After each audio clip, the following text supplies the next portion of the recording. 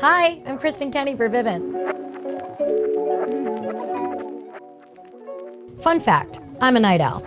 And though it works for my schedule, it might not work for others. But with the Vivint Smart Plug, I don't have to wake up everyone in the middle of the night. I simply use my motion sensors to turn on select lights with a dim setting. Here's how. In the Vivint app, hit the menu, Custom Actions, the plus sign, Outlets to turn on.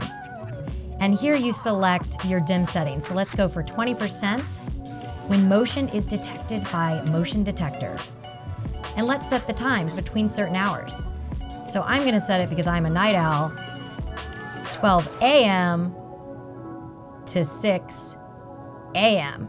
Next, and stay on for, I only need it on for about 5 minutes. Next.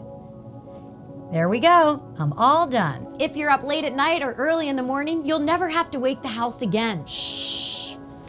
And don't forget to like, comment below, subscribe, and hit the bell notifications so that you can know right away when videos are uploaded.